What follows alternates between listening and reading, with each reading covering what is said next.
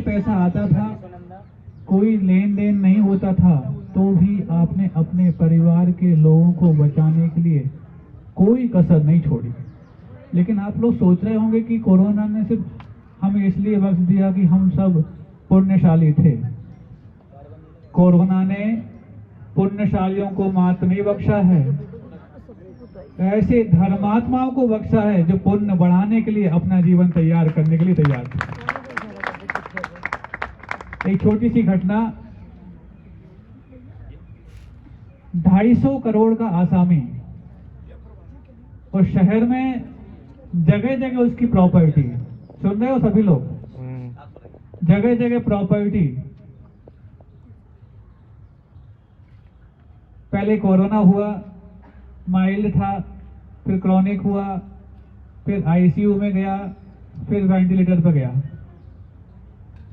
और जब तक पर्याप्त उससे खींचने का काम था डॉक्टर्स का, उससे खींचा गया। लेकिन उस समय चूंकि ज्यादा दिन तक किसी को भी वेंटिलेटर पर रखना आसान नहीं था, क्योंकि उससे भी ज्यादा दमखम वाले आने लग गए।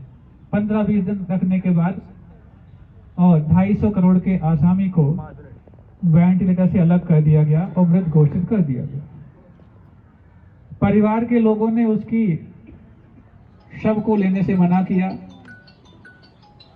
2.5 दिन तक 250 करोड़ के आसामी का शव शमशान के बाहर इंतजार करता रहा, और अंततः गत्वा एक नाले के पास प्रशासन ने उसको अग्नि संस्कार किया और अधूरे में ही उसको अलग कर दिया। यदि वो 250 करोड़ का आसामी, थोड़ा सा इसकी प्रॉपर्टी 250 प्रॉपर्टी तो वो शहर में ही थी, पता नहीं कहाँ का क्या थी। यदि 2-2.5 बीघा अथवा 2-2.5 एकड़ का कुछ दान पुण्य कर लेता, तो शायद उस पुण्य का परिणाम तो ये होता कि या तो उसको इस प्रकार से भुगतना ही नहीं पड़ता, और यदि हो भी जाता तो कम से कम धर्मात्माओं की मृत्यु मरता, ना कि पापात्मा। और यदि आपको लगता है कि हम तो उससे पार हो गए, कोरोना तो एकमात्र संकेत था। हमारे जीवन में भी कई सारे ऐसे संकेत प्रतीक्षा में रहते हैं, और जिनका धन सामर्थ्यवान होता है वही ऐसे सिद्धाचलों के विकास में अपने धन को लगा पाते हैं। नहीं है तो जो उनका सामर्थ्यहीन धन है वो तो अस्पतालों में, अदालतों में, झगड़े फसादों में और अंततः गत्वा व्यसनों में लग करके पाप वर्धन के लिए कारण बन जाते हैं। लेकिन अपने धन की सामर्थ्य नहीं पहचाननी है तो घर पे जाकर के तिजोरी खोलना, एक नोट का बंडल अपने हाथ में लेना, और हाथ में लेने के बाद ये एहसास करना कि वो नोट का बंडल आपके हाथ में आकर के क्या भाव पैदा कर रहा है। और भाव यदि ये पैदा करे कि आज एक अच्छी प्रॉपर्टी लेना, आज एक अच्छी बिजनेस में इन्वेस्ट करना, अथवा सेविंग करना जो बच्चों के लिए परवरिश के काम आए, ये सारे के सारे भाव आपके बता रहे हैं कि वो पाप की कमाई है अथवा पाप में जाने के लिए मचल रही है।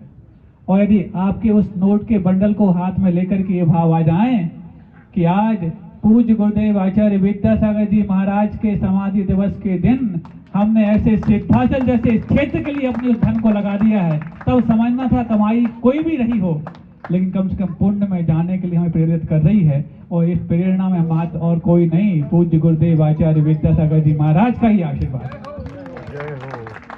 तो ये सब चीजें, क्योंकि आज समय कम है, आगे की यात्रा और शेष है, और पूज्य गुरुदेव तो पूरे जीवन भर हमें देते ही रहे। अपने प्रत्येक चर्या के माध्यम से हमें देने का सुख क्या होता है ये बताते ही रहे। आज कम से कम उनके प्रथम पुण्य स्मरण पर हम अपने जीवन में देने का सुख क्या होता है, अरे देने की कीमत तुम ये मत समझना कि तुमने बहुत बड़ा एहसान कर दिया। पात्र यदि है तब जाके तुम्हारे उस पैसों की कीमत है, नहीं तो इटली जैसे देशों में तो लोगों ने नोटों के बंडल सड़कों पे फेंक दिए, ये कहते हुए कि ये नोटों के बंडल मेरी जान को बचाने में कामयाब नहीं हो रहे हैं, क्योंकि खुद को बनाना आता नहीं है, और बाजार में रेस्टोरेंट और होटल्स बंद हो गए हैं। अब इस पेट की आग को बुझाएं कैसे? नोटों के बंडल मुख में ठूसे नहीं जाते, जिसके माध्यम से अभी तक हमारा पेट पलता था। कोरोना से भले ही बचे हैं, लेकिन भूख से मर गए, और कौन गरीब मरता तो कोई बात नहीं, बड़े बड़े अमीर मर गए। ऐसे में उस समय समझ में आता है कि तुम्हारे नोट के बंडल किस काम के, जो इतना सा तुम्हारा पुण्य संचित नहीं कर पाए कि तुम्हें समय पर बीमारी नहीं है तो भी तुम्हारे पेट को पाल पाए। लेकिन जिन्होंने हमें जीवन को एक रास्ता दिखाया, ऐसे नमीनाथ भगवान, ऐसे पार्श्वनाथ भगवान और ऐसे आदिनाथ भगवान, ये सारे के सारे गोपाचल ग्वालियर के जिन शासन के समृद्ध संपदाओं में सबसे बड़ी पूंजी है। और यदि उनके लिए हम कुछ भी कर पाए, ये तो आज एक वानगी है। अभी कोई अच्छी सी योजना आ जाए तो तुम्हारे लिए धन दे पाना कठिन हो जाएगा। बाहर वालों को सुनते ही सबसे पहले लाइन उनकी लग जाएगी, लेकिन वो यदि लाइन लगाएंगे तुम्हारा पुण्य नहीं बढ़ा पाएंगे। लेकिन गोपाचल की अथवा ऐसे सिद्धाचल की अथवा त्रिशलागिरी की रक्षा वही कर सकते हैं जो यहाँ के आसपास पुण्यवान। पुण्यहीन होना इतना खतरनाक नहीं जितना कि धर्महीन हो जाना है। हम आज पुण्यहीन थे जो ऐसे आयतनों की रक्षा नहीं कर पाए, लेकिन अब धर्महीन ना हो जाएं, क्योंकि धर्महीन हो गए तो पुण्यवान होकर के भी पुण्यहीन हो जाएंगे, और धर्मवान बन गए तो पुण्यहीन होकर के एक दिन पुण्यवान अवश्य बन जाएंगे। और यदि आज हमें पुण्यवान बनने का मौका मिला है, धर्मवान बनने के रास्ते के सहारे, तो हमारे लिए ये सोचना ही नहीं कि क्या, कहाँ, कैसे। अरे जिन साधुओं के सामने चक्रवर्ती भी अपनी संपदा को जीर्ण तृण के समान मानता है, ऐसे कई साधक आज आपके सामने यहाँ पर बैठे हुए हैं।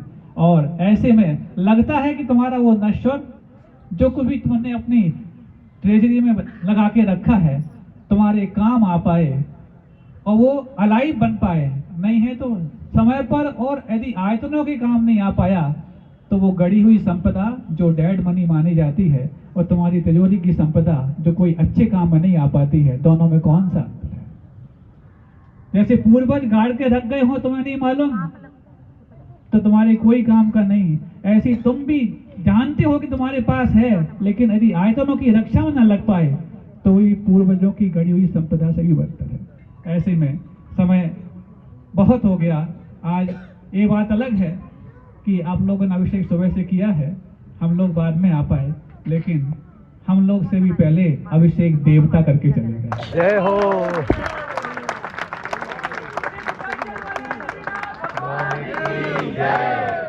और इंसानों को मौका मिलता, लेकिन जब देवताओं को मौका मिल जाए तो भी अपने कर्तव्य से कभी वंचित नहीं हो पाते। ऐसे जब धरती के देवता आज स्वर्ग के देवता बने तो स्वर्गों से ही उन्होंने देवताओं को कहा कि जाओ सिद्धाचल जाकर के पहले अभिषेक करके। पूज्य गुरुदेव ने अपना पूरा जीवन हमेशा त्याग के मार्ग पर ऐसा आगे बढ़ाया, श्रावकों के लिए तो वो हमेशा ऐसा संदेश देते चले गए। कभी उन्होंने इश्तिहार नहीं निकाला, कभी फ्लैक्स हो ये मीडिया कुछ सबसे दूर, सिर्फ मात्र इस रंगीन दुनिया में भी रंगहीन बन करके जीते चले गए, और दुनिया को रंगहीन बनने का आनंद क्या होता है ये बताते चले गए। हमारे जीवन में तो क्योंकि जिस शिक्षा को अपन सब पाते हैं उस शिक्षा के माध्यम से एक ही चीज दिमाग में आती है कि कैसे भी करके हम अपने शिक्षा का प्रतिफल क्या पालें। लेकिन नानस्य फलम किम हानोपादान उपेक्षाश्च फलम, अज्ञान निवृत्ति हानोपादान उपेक्षाश्च फलम, कि ज्ञान का फल क्या है? अज्ञान की निवृत्ति तो है ही, हे का त्याग, उपादेय का ग्रहण, और ये सब कुछ होने के पश्चात इन सब से ऊपर उठ जाना, राग और द्वेष और अपरिहानम उपेक्षा। राग और द्वेष से ऊपर उठ जाना, इसका नाम उपेक्षा है। इस उपेक्षा को प्राप्त हो जाएं। उपेक्षा का मतलब वो नहीं किसी को इग्नोर करना, उपेक्षा का अर्थ है राग और द्वेष से ऊपर उठ जाना। पूज्य गुरुदेव ऐसे हमेशा उस उपेक्षा संयम की बार बार चिंतन करते हुए आराधना करते रहते।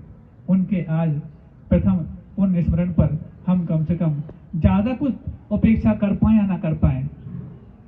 बपुर गृहम धनम दारा पुत्रा मित्राणि शत्रुवः सर्वथान्य स्वभावानी मूढ़ स्वानि प्रपद्यते, कि बपु यानी शरीर, घर, पत्नी, पुत्र, मित्र, शत्रु, ये सारे के सारे सर्वथा अन्य स्वभाव वाले हैं, लेकिन मूर्ख इनको अपना मानता रहता है। ऐसा स्टोक देश में स्वामी पूज्यपाद महाराज ने एक बात कही।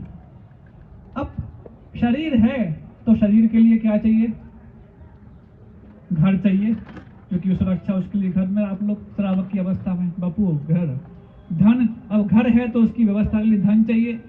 धन है तो धन कमाने हम चले गए, लेकिन घर कौन संभाले? तो फिर स्त्री चाहिए। फिर उसके बाद स्त्री आई है तो परंपरा आगे बढ़ेगी, पुत्र आ गए। अब पुत्र आ गए तो पुत्रों के लिए कौन संभालेगा? हम ही संभालते रहेंगे तो क्या? मित्र चाहिए। और जब कोई यदि पुत्र के साथ मित्र बन जाता है तो कोई ना कोई इस राग का विपरीत पक्ष शत्रु भी अपने आप आ जाता है। समस्या तो तब है जब घर को, पुत्र को, मित्र को, स्त्री को, घर, शरीर को, इन सबको अपना कहो तो कोई बात नहीं।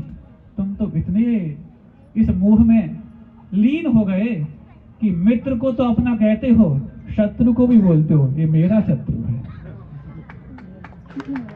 मेरा मित्र कहो तो बात समझ में आती, मेरा घर कहो तो बात समझ में आती, शत्रु को भी बोल रहे मेरा है। या तो तुम उसको मेरा कहना शुरू कर दो या फिर शत्रु कहना शुरू कर दो। मेरा कहना शुरू कर दोगे, शत्रुता समाप्त हो जाएगी। और शत्रु यदि कहना शुरू कर दे तो लोग पूछेंगे किसका शत्रु? जब किसी का नहीं है तो किसी का भी वो शत्रु रह नहीं पाएगा। आज हम कहना चाहते हैं, चाहे वो सिद्धाचल वाले हों, चाहे वो विनय नगर वाले हों, ये आपस में यदि एक हो जाएं तो आज किसी के सामने तुम्हें हाथ फैलाने की आवश्यकता नहीं पड़ेगी। ये दोनों ही मित्र मिलकर के इस पूरे के पूरे चित्र को एक अलग ही आयाम दे सकते हैं।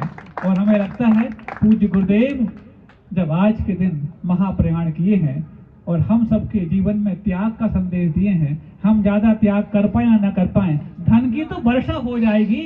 ये तो आज संकेत था जल की वर्षा के रूप में। बस तुम अपने अंदर के कलमश की त्याग करना सीख जाओ, कलुषताओं का त्याग करना सीख जाओ, एक दूसरे को मान देना सीख जाओ। अपने मान को देने की, अपने मान को छोड़ो, एक दूसरे के लिए अवसर दो।